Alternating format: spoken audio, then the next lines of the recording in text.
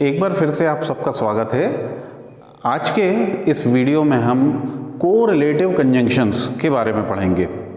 Correlative conjunctions जहां ऐसे sentences या सेंटेंसेस में जब हम पेयरिंग वाले कंजंक्शन यूज़ करते हैं, तो दो कंजंक्शन या दो वर्ड आते हैं, जैसे सो, फिर सेंटेंस लिखते हैं, उसके बाद दैट, सच, फिर कुछ क्लॉज हम लिखते हैं, फिर दैट लगा के दूसरा क्लॉज लिखते हैं, वेदर, फिर हमने एक क्लॉज यूज़ किया, फिर दूसरा क्लॉज यूज़ किया।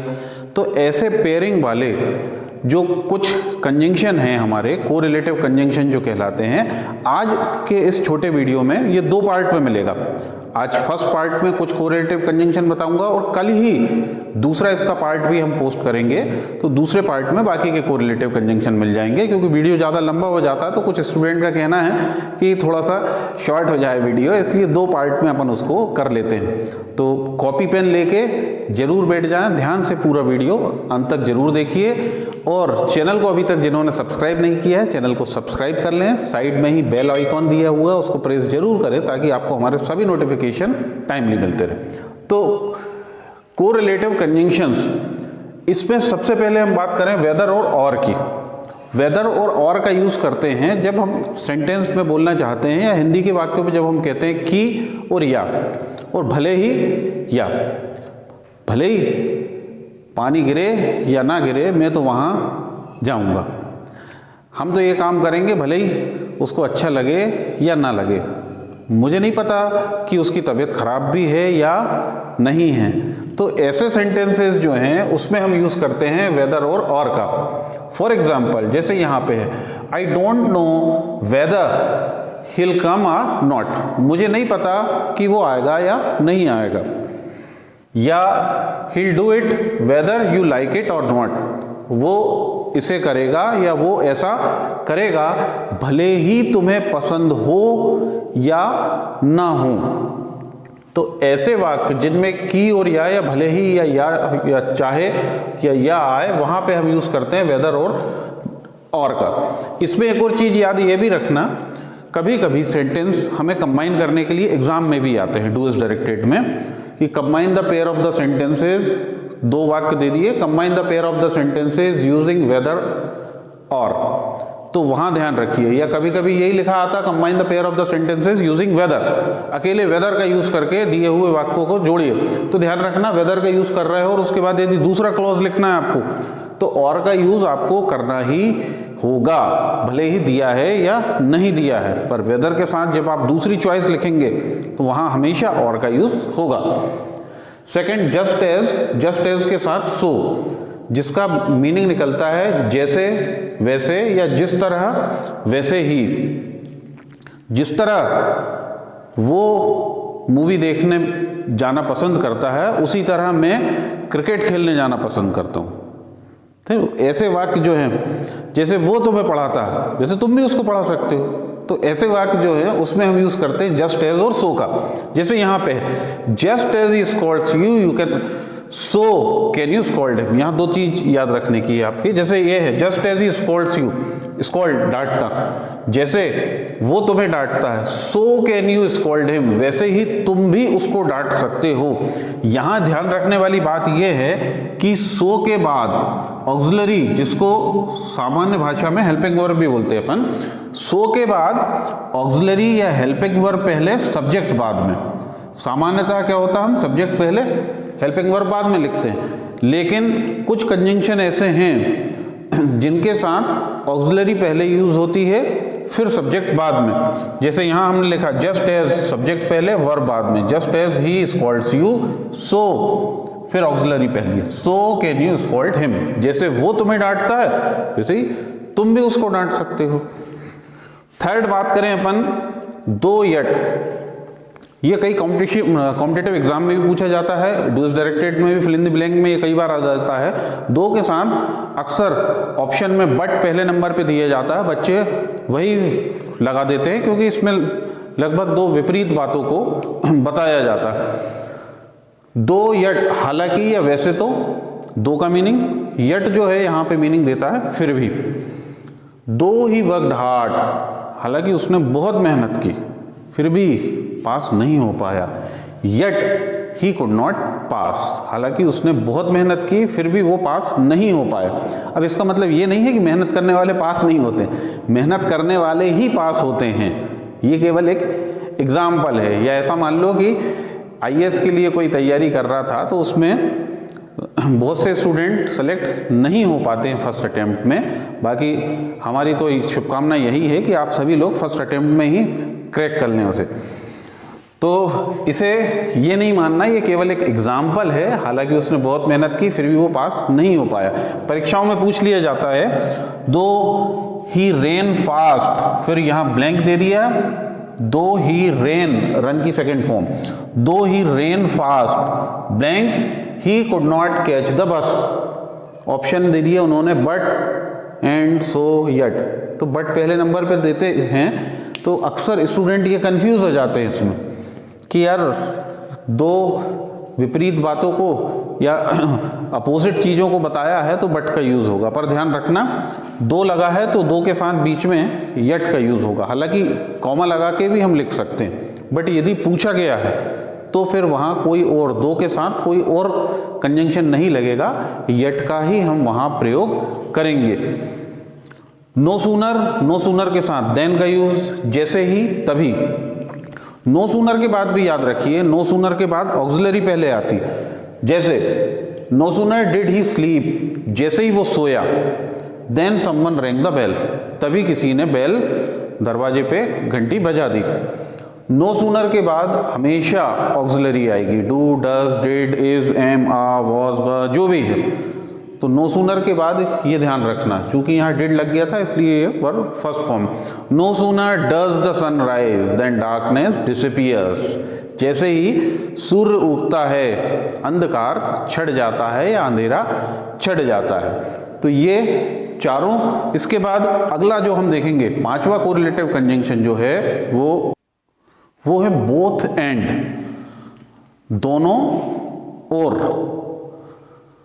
उसे चाय और कॉफ़ी दोनों पसंद है, मुझे आइसक्रीम और चॉकलेट दोनों अच्छी लगती है। तो जब हम ऐसे वाक्य बोलते हैं जिसमें और, दोनों के साथ और का यूज़ होता, वहाँ हम बोथ के साथ एंड यूज़ करते हैं। अब इसमें दो एक चीज़ याद रखने की, पहले तो मैं आपको एक एग्जांपल बता देता हूँ। जैसे he can speak both Hindi and English, तो इसका मीनिंग जो है वो हिंदी और अंग्रेजी या इंग्लिश दोनों बोल सकता है, हिंदी और इंग्लिश दोनों बोल सकता है।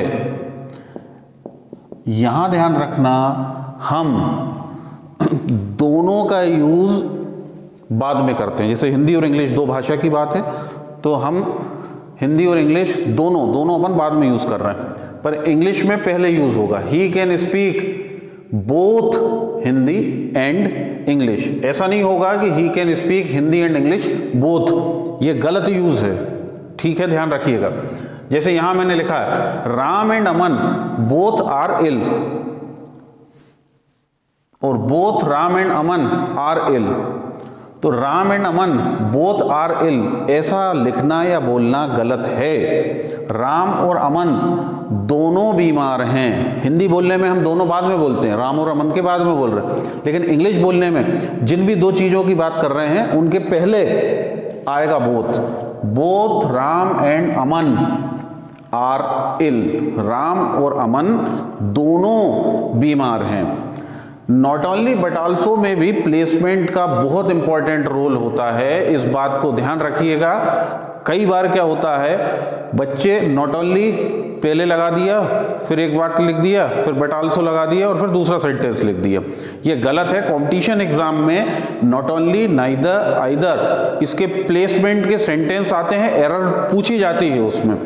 नॉट ओनली का यूज कहाँ करना है ये ध्यान रखिएगा। दो सेंटेंस जो दिए हुए हैं अलग अलग, यदि या दो क्लॉज जो दिए हैं उनमें सब्जेक्ट, वर्ब और ऑब्जेक्ट में से जो डिफरेंट है, जिसके बारे में हम अलग अलग दो चीज बता रहे हैं कि ना केवल ये बल्कि ये भी, उसके पहले ही नॉट ओनली लगाया जाता है। नॉट ओनली जैसे यहाँ पे है she teach maths, she teach physics, दो सेंटेंस है, कि वो मैथ्स पढ़ाती है, वो फिजिक्स पढ़ाती है। तो यहाँ वो एक ही व्यक्ति है, सब्जेक्ट एक है, एक्शन भी एक ही हो रही, दोनों वाक्यों में काम भी एक ही हो रहा पढ़ाने का, लेकिन ऑब्जेक्ट जो है दो अलग अलग सब्जेक्ट की बात है। तो नॉट ओनली का प्लेसमेंट सब्जेक्ट के पहले होगा, मतलब जो ऑब्जेक्ट की बात है वो सब्जेक्ट नेम है मैथ्स, तो she teach not only maths but also physics.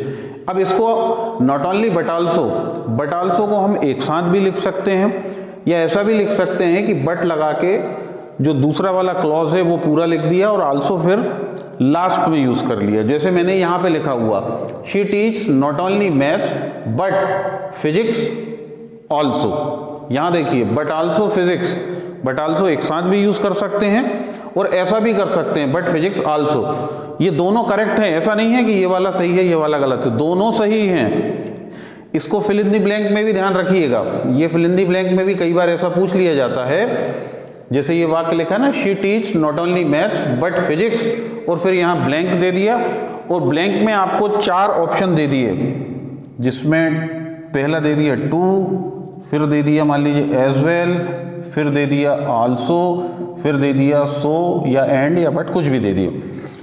तो she teach not only maths but physics too, हालांकि टू का मीनिंग भी वही होता भी, पर नहीं लगाएंगे, एज वेल नहीं लगाएंगे, क्योंकि ग्रामेटिकली या आजकल की भाषा में बोले तो टेक्निकली जब नॉट ओनली के साथ बट लगा है इसका मतलब फिर आल्सो का ही प्रयोग होगा, टू या एज वेल या सो या एंड या बट या किसी का नहीं होगा। ऐसे ही नॉट ओनली के साथ हम बट आल्सो की जगह चाहे तो एज वेल भी यूज कर सकते हैं। जैसे she teach not only maths, फिर कॉमा लगाया, she teach physics as well. जब एज वेल का यूज करेंगे तो बीच में बट नहीं लगेगा, ठीक है। एज वेल का यूज यदि हो रहा है तो फिर बट का यूज नहीं होगा, बट एज वेल यूज नहीं होता, बट आल्सो यूज होता है।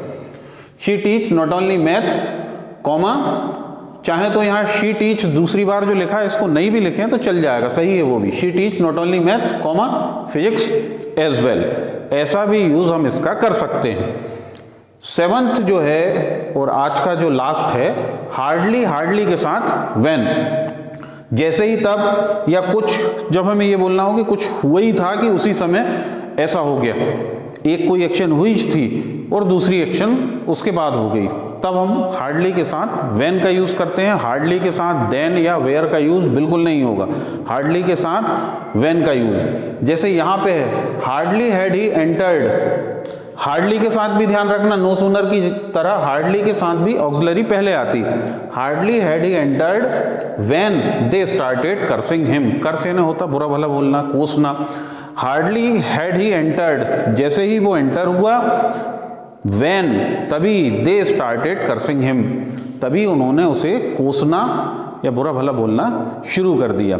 तो आज के वीडियो में ये 7 कोरिलेटिव कंजंक्शंस के बारे में हमने पढ़ा है। कल के वीडियो में हम बाकी के कोरिलेटिव कंजंक्शन के बारे में पढ़ेंगे, और साथ ही साथ मैं आपको ये बता दूंगा कि स्कूल लेवल या कॉलेज लेवल के डू एज डायरेक्टेड में या ग्रामर वाले पार्ट में इसके क्वेश्चन कैसे पूछे जाते हैं और कंपटीशन एग्जाम में इसके क्वेश्चन कैसे आते हैं, उसकी एक एक्सरसाइज हम 20 क्वेश्चन की यहाँ बोर्ड पे कल सॉल्व कर लेंगे। तो वीडियो पसंद आने पे इसे लाइक जरूर कीजिएगा, सब्सक्राइब करें। नेक्स्ट कल बचा हुआ टॉपिक पढ़ेंगे हम। कल तक के लिए गुड बाय, टेक केयर।